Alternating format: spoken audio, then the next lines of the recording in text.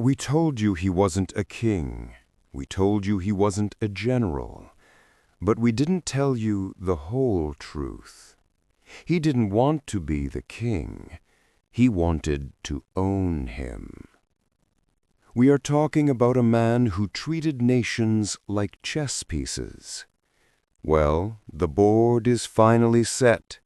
The throne of the Holy Roman Empire is empty, and the auction has begun.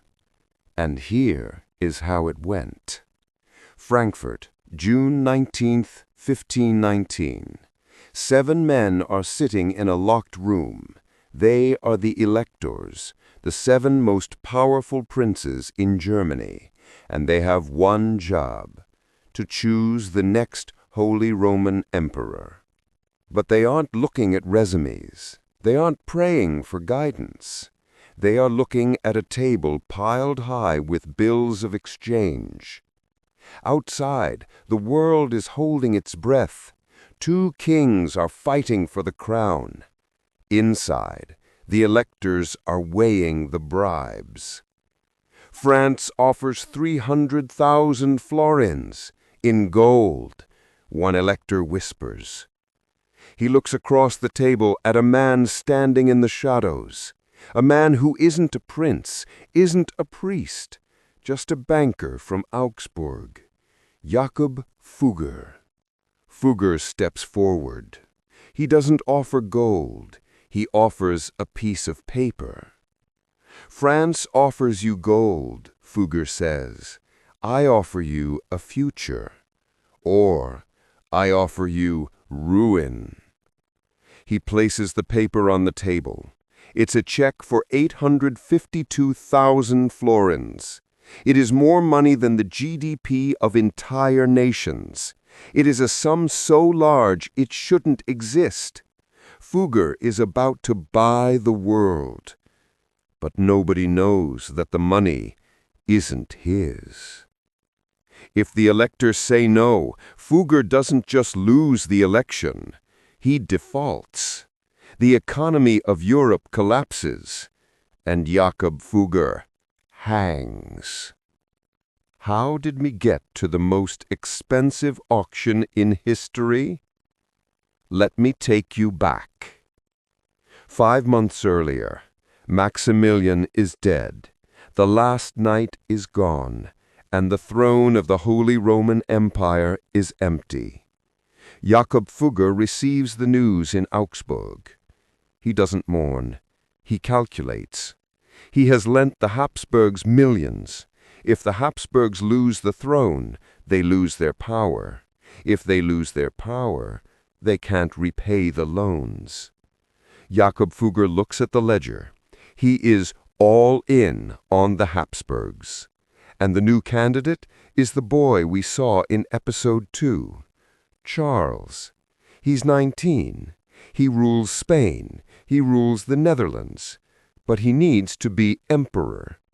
But there is a problem, a massive French problem.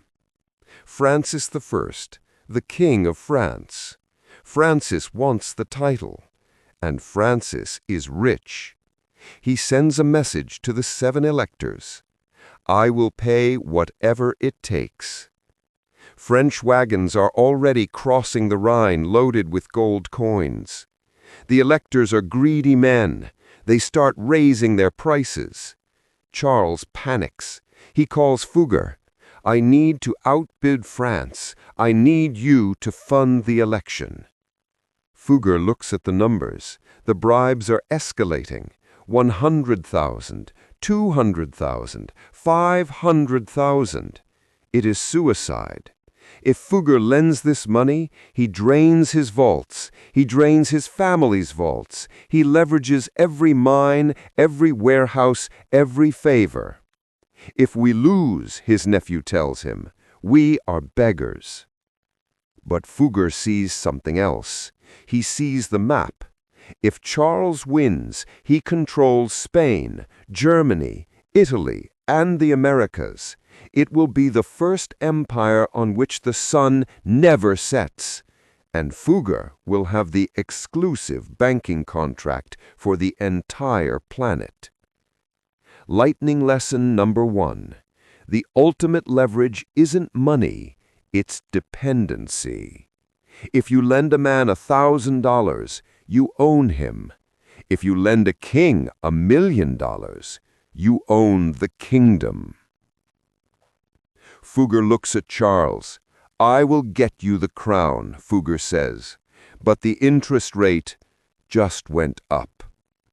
He starts the transfer, but he needs to know exactly how much France is bidding. He can't bid blind, so he activates the weapon nobody sees coming. Not silver, not copper, information. While France is sending wagons of gold, Fugger is sending letters. He has created the world's first private news network, the Fugger newsletters. Spies in Paris, spies in Rome, spies in the courts of the electors. They send reports back to Augsburg daily. The Archbishop of Mainz has accepted a French bribe. The Duke of Saxony is wavering.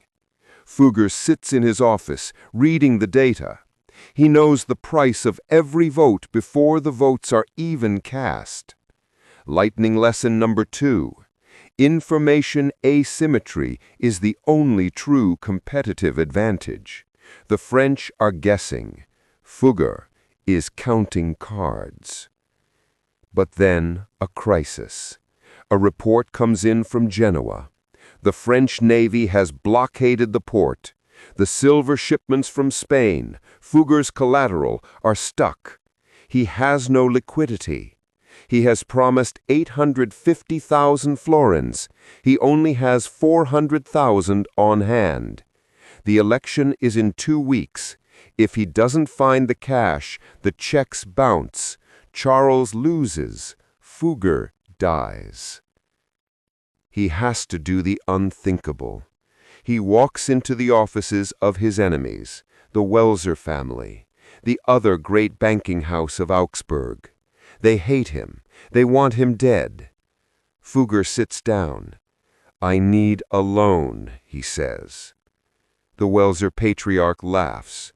You are the richest man in the world, Jakob, and you come to me? I am illiquid, Fugger says. But if you lend to me, I will give you a cut of the Spanish trade. It is a lie, or a half-truth. He intends to crush them later, but right now he needs their cash to save his skin. The Welsers hesitate. They smell blood, but greed is stronger than hate. They sign. Fugger takes their money, and he throws it immediately into the election pot. He rides to Frankfurt. The city is a circus. Soldiers, spies, prostitutes. Everyone is selling something. The French agents are everywhere. They are confident. They think they have bought the majority. Fugger calls a meeting with the decisive vote, the Markgrave of Brandenburg. The Markgrave is drunk. He's holding a French bag of gold. France plays well, Fugger, he slurs. Why should I vote for your Spanish boy? Fugger doesn't blink, because the French money is one-time payment. But I control the credit of Europe. If you vote for France, no bank in Germany will ever cash your checks again. I will freeze your assets. I will bankrupt your province. I will starve you. The room goes cold. The Markgrave sobers up instantly. He realizes the truth. Fugger isn't bribing him. He's threatening him. This isn't an election. It's a hostage situation. June 28th, 1519. The bells of Frankfurt toll. The crowd gathers in the square. Who is it? France or Spain? War or peace? The doors open. The herald steps out. Charles V, King of the Romans, Emperor of the West. Fugger stands at the back of the crowd. He doesn't cheer. He just exhales.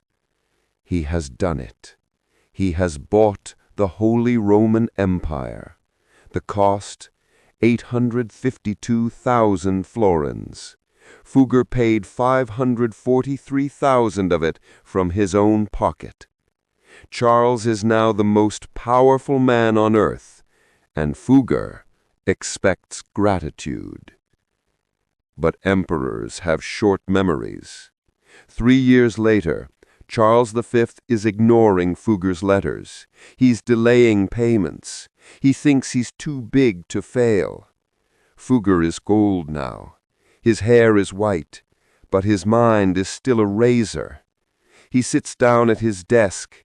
He dips his quill in the blackest ink. He writes a letter to the emperor. This is a real letter. It exists in the archives today. It is perhaps the most arrogant letter written by a subject to a sovereign. He writes, "It is well known that without me your majesty might not have acquired the imperial crown." Let that sink in. He is telling God's anointed representative on earth, "I made you." He continues, "Therefore I expect you to order that the money which I have advanced be repaid without further delay." He seals it. He sends it. Most men would be executed for treason.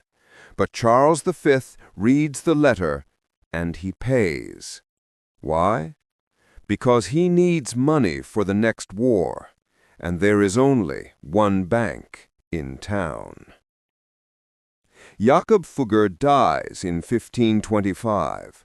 He leaves behind a fortune that, adjusted for inflation, makes Rockefeller and Bezos look like middle management, 2% of the entire European GDP. But he leaves behind something else. Walk through Augsburg today.